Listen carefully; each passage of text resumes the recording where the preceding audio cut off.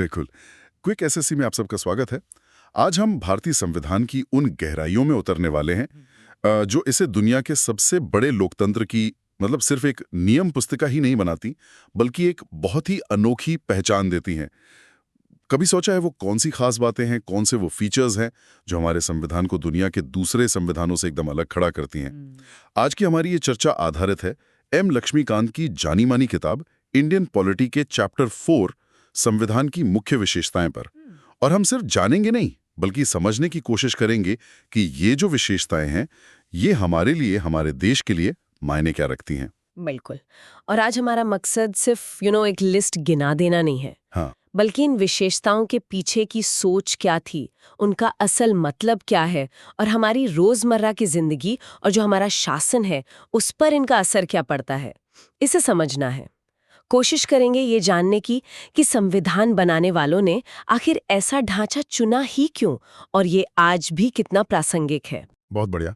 तो फिर शुरू करते हैं पहली ही चीज से जो अक्सर मतलब चौंकाती है कि हमारा संविधान दुनिया का सबसे लंबा, सबसे बड़ा लिखा हुआ संविधान है। कुछ लोग तो मजाक में इसे हाथी साइज का भी कहते हैं। हाँ, कहते हैं। तो इतना बड़ा क्यों, इतना विस्तार क्यों? क्या ये कोई जरूरत थी या बस लिखने का शौक था? नहीं, देखिए, इसके पीछे शौक नहीं बल्कि बहुत मजबूत वजहें थीं। अच्छा। सबसे पहली वजह तो जाहिर है, भारत खुद है हमारा। इतना बड़ा देश, इसका विशाल भूगोल और उससे भी ज्यादा हमारी अविश्वसनीय विविधता। विविधता तो है ही। नॉर्थ से साउथ, ईस्ट से वेस्ट, हर इलाके की, हर समुदाय की अपनी जरूरतें थीं, अपनी चिंताएं थीं। तो संविधान निर्माता ये चाहते थे कि भाई ज्यादा से ज्यादा चीजें साफ साफ लिख दी जाएं, ताकि बाद में कोई कंफ्यूजन ना हो। बिल्कुल, ताकि भविष्य में विवाद कम से कम हो। फिर दूसरी अहम वजह है हमारा इतिहास। हमने 1935 का जो गवर्नमेंट ऑफ इंडिया एक्ट था, उससे काफी सारी ढांचागत चीजें लीं, और वो एक्ट खुद ही बहुत लंबा और डिटेल्ड था। हाँ, वो तो था। फिर देखिए, अमेरिका जैसे कुछ देशों में राज्यों के अपने अलग संविधान होते हैं, जी। पर भारत में केंद्र और राज्यों दोनों के लिए एक ही संविधान बनाया गया। तो जाहिर है, जब आप एक ही किताब में सब कुछ डालेंगे तो उसका साइज तो बढ़ेगा ही। और शायद इसमें वकीलों का भी कुछ हाथ रहा होगा। सुना है संविधान सभा में कानूनी जानकारों का काफी दबदबा था। हाँ, ये भी एक कारण माना जाता है। देखिए, जो कानूनी पृष्ठभूमि के लोग होते हैं, उनकी आदत होती है हर छोटी बड़ी बात को बहुत बारीकी से, बहुत विस्तार से लिखने की, ताकि कोई अस्पष्टता, कोई एम्बिग्विटी ना रह जाए। जी। तो जब संविधान बन रहा था, जिसमें शुरुआत में ही 395 अनुच्छेद जी। और 8 अनुसूचियां थीं, जी। जो अब तो खैर और भी बढ़ गई हैं, हाँ, काफी बढ़ गई हैं। तो कोशिश यही थी कि देश चलाने के लिए एक ऐसी डिटेल्ड गाइडबुक तैयार हो जिसमें हर नियम, हर प्रक्रिया जहां तक हो सके बिल्कुल साफ हो। और इसका फायदा भी हुआ है। इसने हमारे शासन को एक मजबूत आधार दिया है। ये बात तो है। दिलचस्प। अच्छा, अब आते हैं एक और चीज पर जिसके लिए कभी-कभी संविधान की आलोचना भी की जाती है जी। कि भाई इसे कई अलग-अलग देशों के संविधानों से लिया गया है। कोई इसे उधार का थैला कह देता है, कोई पैचवर्क कहता है। क्या ये आलोचना सही है? देखिए, ये आलोचना काफी पुरानी है और डॉक्टर बी आर अम्बेडकर ने संविधान सभा में ही इसका बड़ा सटीक जवाब दिया था। अच्छा, क्या कहा था उन्होंने? उन्होंने साफ कहा था कि भाई इसमें शर्मिंदा होने जैसी कोई बात ही नहीं है। ज्ञान या अच्छे विचार किसी की बपौती थोड़ी होते हैं। सही बात है। अगर दूसरे देशों ने कुछ अच्छा सोचा है, कुछ अच्छे सिद्धांत बनाए हैं, तो उनसे सीखने में हर्ज क्या है? असल सवाल ये नहीं है कि हमने कहाँ से लिया। असल सवाल ये है कि जो हमने लिया, क्या वो हमारे देश के लिए, हमारी परिस्थितियों के लिए सही है या नहीं, फिट बैठता है या नहीं। तो मतलब ये नकल नहीं थी, बल्कि एक तरह से दुनिया भर के अनुभवों से सीखना और उन्हें भारतीय बनाना था। बिल्कुल। से उधार लेना कहना ठीक नहीं होगा। इसे कहेंगे प्रेरणा लेना और फिर उसे अपनी जरूरत के हिसाब से ढालना। जैसे सरकार का जो ढांचा है, उसका बड़ा हिस्सा 1935 के एक्ट पर आधारित है, क्योंकि हम उस सिस्टम से कुछ हद तक वाकिफ थे। मौलिक अधिकार, फंडामेंटल राइट्स, हमने अमेरिका के संविधान से प्रेरणा ली, लेकिन उन्हें भारतीय समाज के हिसाब से ढाला। जी। सरकार का जो संसदीय स्वरूप है, वो हमने ब्रिटेन से लिया, पर उसमें अपने हिसाब से बदलाव किए। राज्य के नीति निदेशक तत्व यानी डायरेक्टिव प्रिंसिपल्स आयरलैंड से प्रेरित हैं और इमरजेंसी वाले जो प्रावधान है वो जर्मनी के वाइमर संविधान से। अरे वाह, ये तो ऐसा हुआ जैसे हम दुनिया भर की बेस्ट रेसिपीज देखते हैं, उनसे सीखते हैं और फिर अपना एक अनोखा भारतीय पकवान तैयार करते हैं जो हमारे स्वाद और जरूरत के हिसाब से हो। क्या बात है, बहुत बढ़िया उपमा दी आपने। ठीक यही हुआ। अच्छा, संविधान निर्माताओं ने दुनिया के बेहतरीन विचारों को चुना और फिर उन्हें कह सकते हैं भारतीय मसाला डालकर भारतीय तवे पर सेका। नतीजा एक ऐसा संविधान है जो भले ही कई स्रोतों से प्रेरित हो पर अपनी आत्मा में, अपने एसेंस में पूरी तरह भारतीय है। ये दिखाता है कि हमारे निर्माता कितने खुले विचारों वाले और प्रैक्टिकल थे। सही बात है। अच्छा, अब बात करते हैं संविधान को बदलने की प्रक्रिया की, अमेंडमेंट की। जी। कहते हैं कि हमारा संविधान ना तो अमेरिका जितना कठोर है, रिजिड, कि बदलना बहुत ही मुश्किल हो, और ना ही ब्रिटेन जितना लचीला, फ्लेक्सिबल, कि जब चाहा बदल दिया। ये बीच का रास्ता, ये संतुलन कैसे साधा गया है, ये भी संविधान की खासियत लगती है ना? हाँ बिल्कुल, ये भारतीय संविधान की एक बहुत ही महत्वपूर्ण और दिलचस्प खूबी है। कठोरता और लचीलेपन का एक अनूठा मिश्रण। सिंथेसिस। अनुच्छेद 368 में संविधान में संशोधन यानी बदलाव के तरीके बताए गए हैं। असल में देखा जाए तो 3 तरीके हैं और ये 3 तरीके ही दिखाते हैं कि कुछ चीजें बदलना आसान है, कुछ मुश्किल है और कुछ बहुत ज्यादा मुश्किल। अच्छा, कैसे? पहला तरीका है संसद का साधारण बहुमत, सिंपल मेजॉरिटी, जैसे कोई आम कानून पास होता है, बिल्कुल वैसे ही। ओके। कुछ चीजें जैसे मान लीजिए नए राज्यों का गठन करना है या नागरिकता से जुड़े कुछ नियम बदलने हैं, वो इसी तरीके से बदले जा सकते हैं।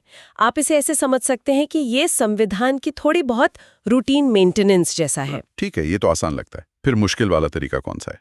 दूसरा तरीका है संसद का विशेष बहुमत, स्पेशल मेजॉरिटी। स्पेशल मेजॉरिटी मतलब इसमें संसद के दोनों सदनों, लोकसभा और राज्यसभा, दोनों की कुल सदस्य संख्या का बहुमत चाहिए और साथ ही जो सदस्य उपस्थित हैं और वोट कर रहे हैं उनका कम से कम 2/3 बहुमत भी जरूरी है। अच्छा, ये तो मुश्किल है। हाँ, संविधान के ज्यादातर प्रावधान जैसे कि मौलिक अधिकार हैं या नीति निर्देशक तत्व हैं, वो इसी तरीके से बदले जाते हैं।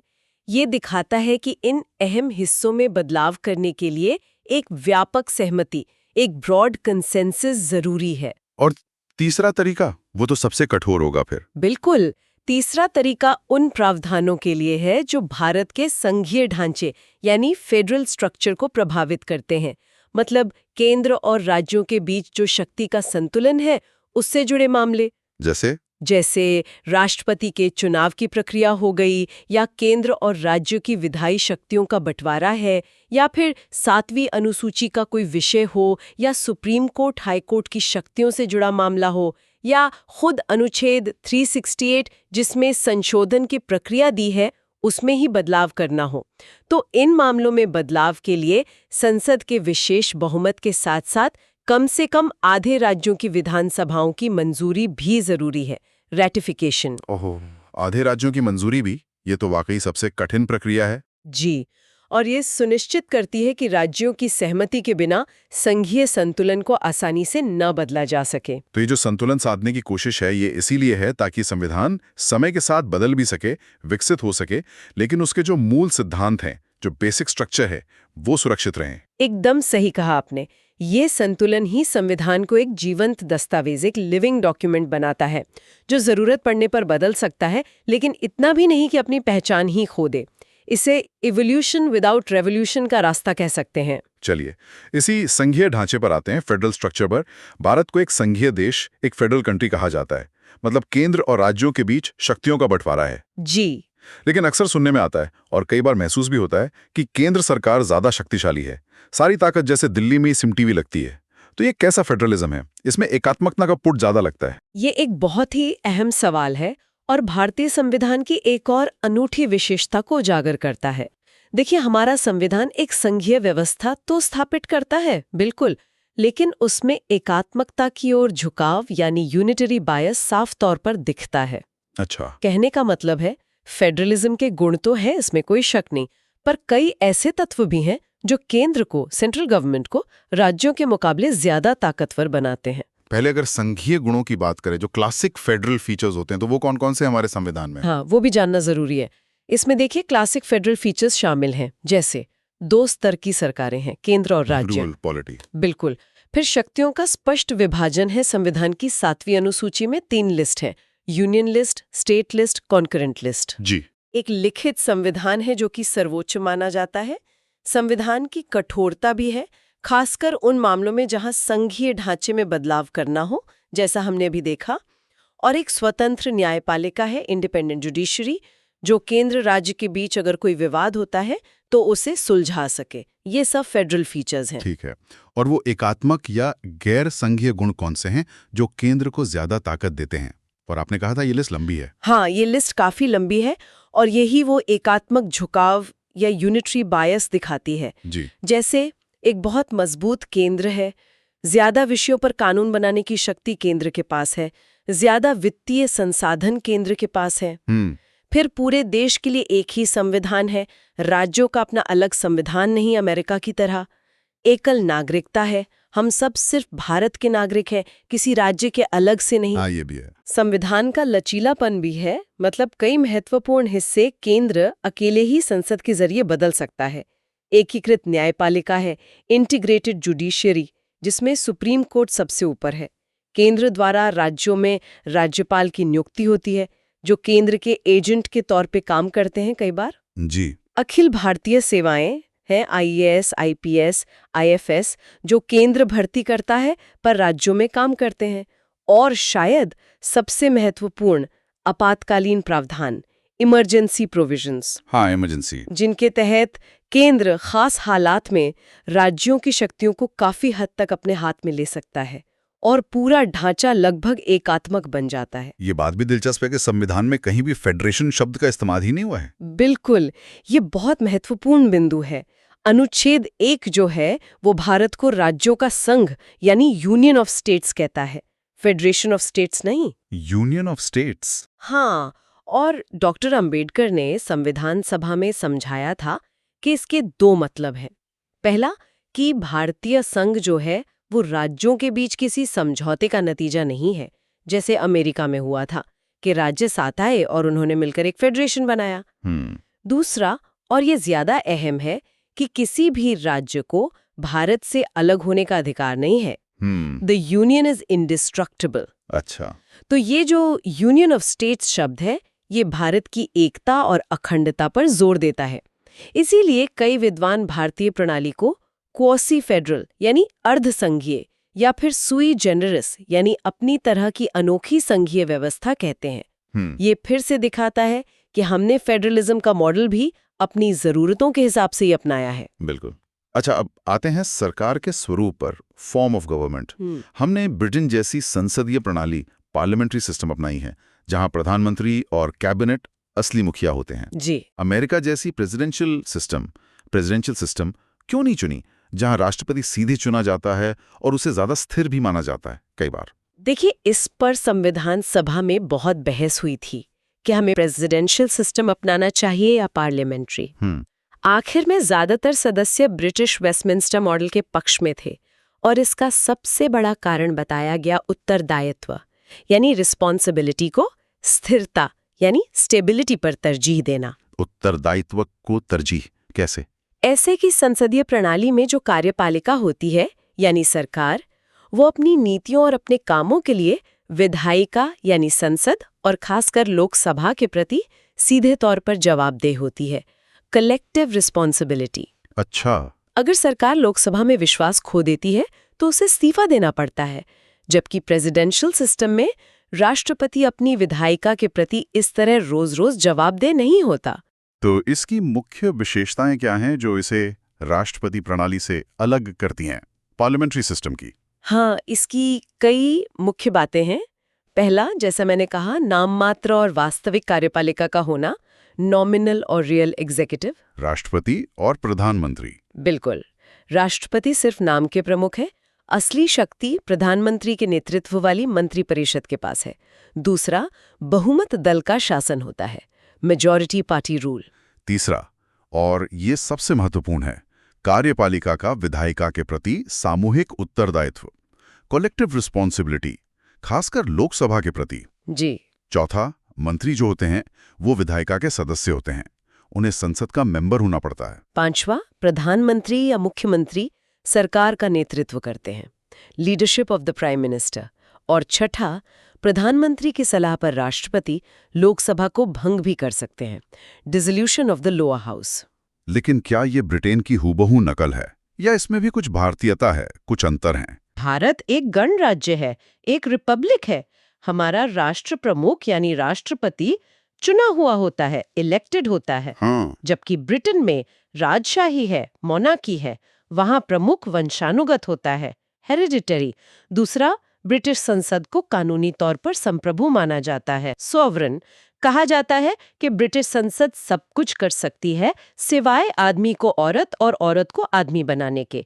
मतलब उसके बनाए कानून को कोई चुनौती नहीं दे सकता। अच्छा। लेकिन भारत में संसद सर्वोच्च नहीं है। हमारे यहाँ संविधान सर्वोच्च है, कॉन्स्टिट्यूशनल सुप्रीमेसी है। और संसद के बनाए कानूनों की न्यायिक समीक्षा हो सकती है। Judicial review. एग्जैक्टली। यहीं पर एक और दिलचस्प संतुलन आता है। आपने कहा संसद सर्वोच्च नहीं है, और पहले कहा था कि न्यायपालिका भी अमेरिका की तरह सर्वोच्च नहीं है। जी, तो ये शक्ति संतुलन कैसे काम करता है? ये संसदीय संप्रभुता और न्यायिक सर्वोच्चता के बीच का रास्ता क्या है? Synthesis of parliamentary sovereignty and judicial supremacy. ये भारतीय संविधान की एक और बहुत ही परिष्कृत, सोफिस्टिकेटेड विशेषता है। जैसा आपने बिल्कुल सही कहा, ब्रिटेन में पार्लियामेंट सुप्रीम है, वो जो चाहे कानून बना सकती है। अमेरिका में जुडिशरी सुप्रीम कोर्ट बहुत शक्तिशाली है, वो कानूनों को अनकॉन्स्टिट्यूशनल ठहराकर रद्द कर सकता है, और संविधान की व्याख्या में उसका बहुत बड़ा रोल है। भारत ने इन दोनों एक्सट्रीम्स के बीच का रास्ता चुना, एक संतुलन बनाया। वो संतुलन कैसे काम करता है? देखिए, हमारी संसद कानून बना सकती है, बिल्कुल, यहाँ तक कि वो संविधान में संशोधन भी कर सकती है, अनुच्छेद 368 के तहत। जी। लेकिन ये शक्ति असीमित नहीं है, एब्सोल्यूट नहीं है।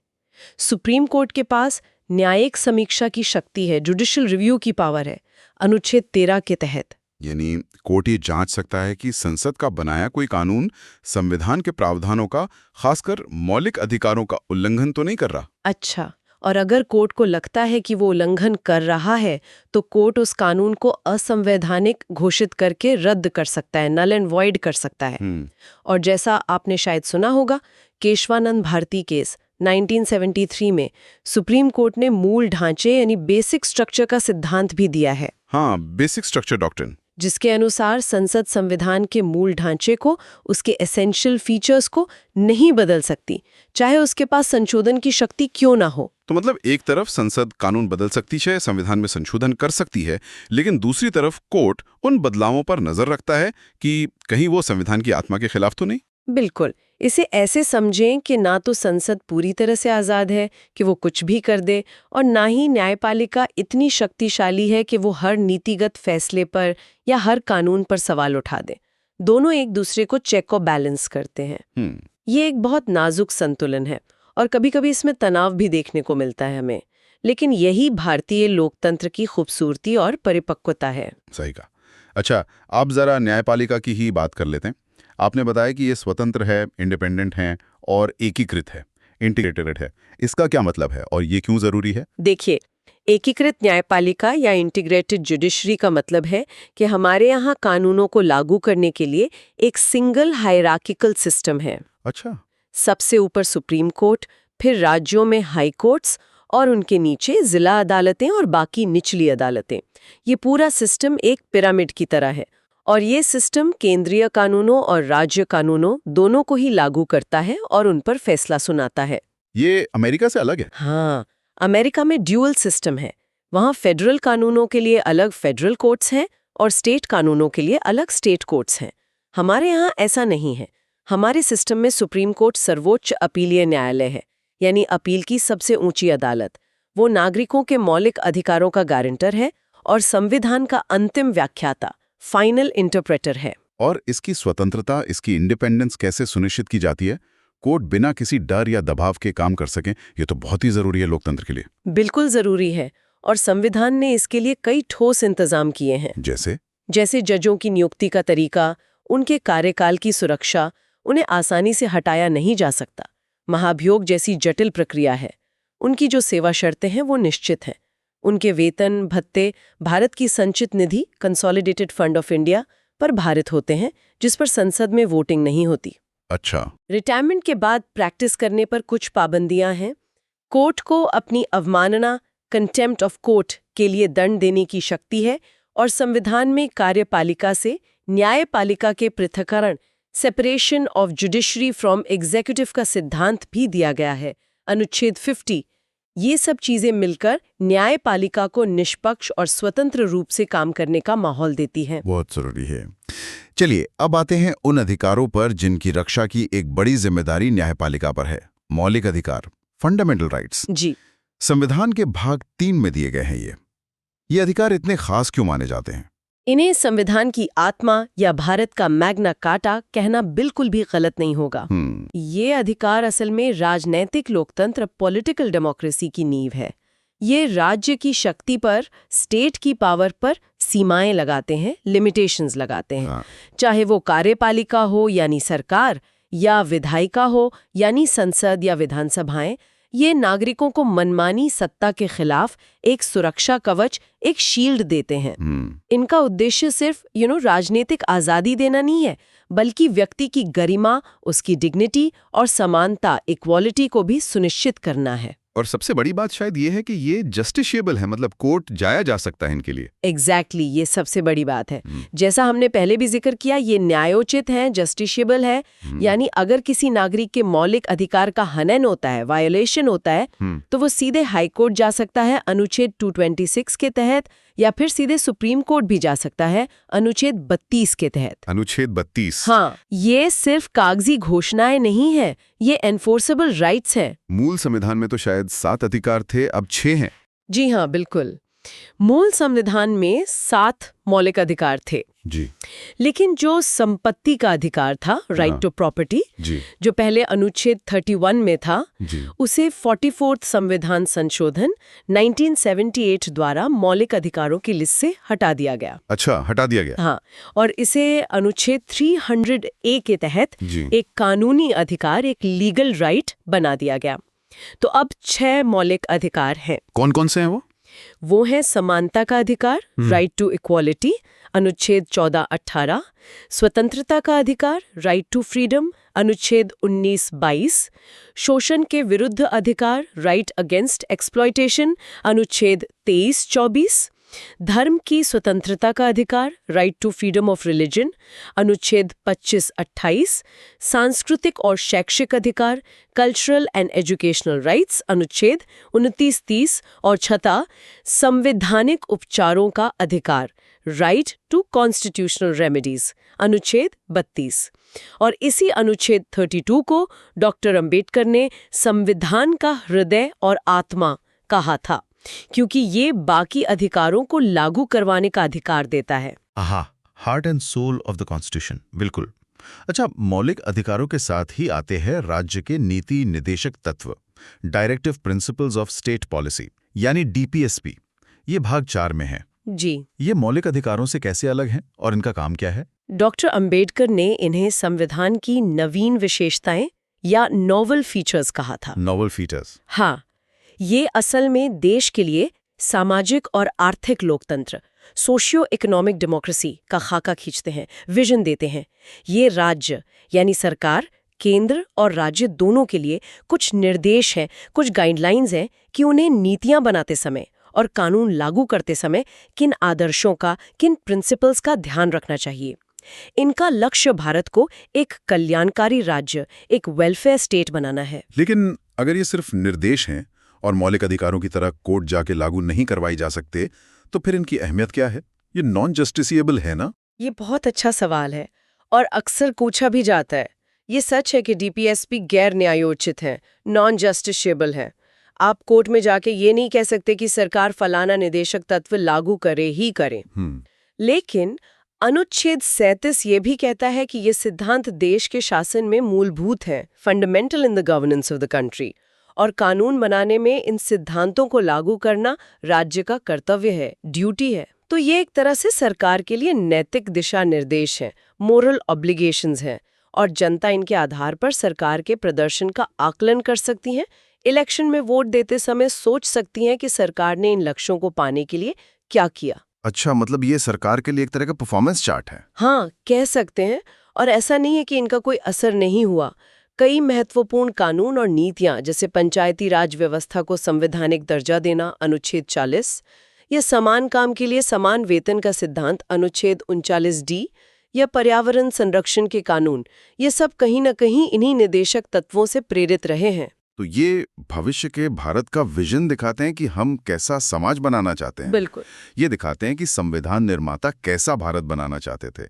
एक ऐसा देश जो सिर्फ राजनीतिक रूप से ही आजाद और बराबर न हो, बल्कि सामाजिक और आर्थिक रूप से भी न्यायपूर्ण और समान हो। और आखिर में एक और बहुत ही महत्वपूर्ण विशेषता पे बात करते हैं, भारत का धर्मनिरपेक्ष होना, सेक्युलर स्टेट।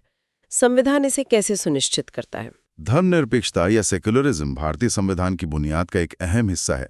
इसका सीधा सा मतलब है कि भारत का राज्य के तौर पर अपना कोई आधिकारिक धर्म नहीं है, स्टेट का कोई रिलीजन नहीं है। जी। यहाँ सभी धर्मों को समान दर्जा और सम्मान प्राप्त है। हालांकि जो धर्मनिरपेक्ष यानी सेक्युलर शब्द है, वो प्रस्तावना में प्रियम्बल में 42वें संशोधन द्वारा 1976 में जोड़ा गया था। हाँ, इमरजेंसी के दौरान। जी, लेकिन इसका जो भाव है, जो स्पिरिट है, वो संविधान में शुरू से ही मौजूद थी। कैसे? किन प्रावधानों से? देखिए, अनुच्छेद 25 से 28 तक सभी नागरिकों को अपने धर्म को मानने, उसका आचरण करने और उसका प्रचार करने की पूरी स्वतंत्रता दी गई है। हाँ, इसमें कुछ सीमाएं हैं, जैसे लोक व्यवस्था, नैतिकता और स्वास्थ्य को नुकसान ना हो। फिर अनुच्छेद 15 और 16 कहते हैं कि राज्य धर्म के आधार पर किसी भी नागरिक से कोई भेदभाव नहीं करेगा, नौकरियों में, शिक्षा में, कहीं भी। और हमारी धर्मनिरपेक्षता पश्चिमी मॉडल से अलग है, ऐसा भी कहते हैं। हाँ, ये एक महत्वपूर्ण बात है। पश्चिम में, खासकर यूरोप और अमेरिका में, धर्मनिरपेक्षता का मतलब अक्सर होता है धर्म और राज्य के बीच पूरी तरह से अलगाव। Separation. State will not interfere in religion, religion will not interfere in state. हमारे यहाँ ऐसा नहीं है। हमारे यहाँ मॉडल थोड़ा अलग है। भारत में राज्य सभी धर्मों का समान रूप से सम्मान करता है, सर्वधर्म समभाव, और जरूरत पड़ने पर खासकर सामाजिक सुधारों के लिए या किसी धर्म के अंदर की कुरीतियों को दूर करने के लिए राज्य धार्मिक मामलों में सकारात्मक हस्तक्षेप भी कर सकता है। पॉजिटिव इंटरवेंशन, इसे पॉजिटिव सेक्युलरिज्म कहते हैं। मतलब राज्य धर्म से तटस्थ तो है, लेकिन उदासीन नहीं है। वो सभी धर्मों को बराबर प्रोटेक्शन और सपोर्ट देता है। वाकई भारतीय संविधान तो कई परतों वाला और बहुत गहरा दस्तावेज है। आज हमने कई मुख्य विशेषताओं पर बात की। जी हाँ। समय होता तो हम मौलिक कर्तव्यों, फंडामेंटल ड्यूटीज पर भी बात करते, या जो बाद में जोड़े गए। हाँ, 42वें संशोधन से ही, या फिर सार्वभौमिक वयस्क मताधिकार, यूनिवर्सल अडल्ट फ्रेंचाइज। ये कितनी बड़ी बात थी कि आजादी के साथ ही बिना किसी भेदभाव के सभी वयस्कों को वोट का अधिकार मिला। बिल्कुल, ये क्रांतिकारी कदम था। मजबूत करते हैं। और अब तो त्रिस्तरीय सरकार भी है, पंचायतों और नगरपालिकाओं के रूप में। ये सब मिलकर ही इसकी अनोखी और व्यापक तस्वीर पूरी करते हैं। तो आज हमने ये देखा कि भारतीय संविधान महज नियमों का एक संग्रह नहीं है, बल्कि एक जीवंत दस्तावेज है, एक लिविंग डॉक्यूमेंट। ये दुनिया भर के अनुभवों से सीखने, फिर उन्हें भारतीय जरूरतों और हालातों के हिसाब से ढालने, और अक्सर जो विरोधी विचारधाराएं लगती हैं, उनके बीच एक संतुलन साधने की एक असाधारण कोशिश का नतीजा है। निश्चित रूप से इसकी लंबाई और इसका विस्तार जो इसकी पहली पहचान है, फिर विभिन्न स्रोतों से प्रेरणा लेकर भी अपनी मौलिकता बनाए रखना, कठोरता और लचीलेपन का वो अनोखा संगम, एकात्मकता की ओर झुकाव वाली लेकिन मूलतः संघीय प्रणाली, एक जवाबदेह संसदीय सरकार का मॉडल, मौलिक अधिकारों और नीति निदेशक तत्वों के जरिए नागरिकों के अधिकारों और राज्य के कर्तव्यों के बीच एक संतुलन साधना, एक स्वतंत्र और एकीकृत न्यायपालिका और सर्वधर्म संभाव वाला एक धर्मनिरपेक्ष चरित्र, ये सब मिलकर इसे दुनिया के संविधानों में एक बहुत खास, एक यूनिक मकाम देते हैं। ये सिर्फ एक किताब नहीं है, ये लगातार विकसित हो रहे भारत की आकांक्षाओं का, उसके सपनों का प्रतिबिंब है। और जाते जाते एक सवाल हम अपने श्रोताओं के सोचने के लिए छोड़ जाते हैं। संविधान की ये जो विशेषताएं हैं, जो करीब 75 साल पहले तय की गई थी, क्या ये आज की इस तेजी से बदलती दुनिया में और भारत की जो नई पीढ़ी है, उसकी नई चुनौतियां हैं, उनका सामना करने के लिए पूरी तरह से तैयार हैं? क्या हमारे संविधान में भविष्य की उन अनजानी ज़रूरतों के लिए, जिनका हमें आज अंदाज़ा भी नहीं है, उनके लिए पर्याप्त लचीलापन, पर्याप्त फ्लेक्सिबिलिटी मौजूद है? सोचेगा ज़रूर। इस चर्चा पर आपके क्या विचार हैं, हमें ज़रूर बताइएगा। और अगर आप भारतीय राजनीति और संविधान के बारे में और गहराई से जानना चाहते हैं, तो हमारी वेबसाइट www.qse.com पर जाना ना भूलें। आप हमें सोशल मीडिया पर भी ढूंढ सकते हैं, हमारा हैंडल है QSSC। और हाँ, अगर आप स्पॉटिफाई पर सुन रहे हैं तो हमें फॉलो करना ना भूलें। अगली बार फिर मिलेंगे QSSC पर एक और दिलचस्प विषय के साथ। तब तक के लिए सुनने के लिए बहुत बहुत धन्यवाद।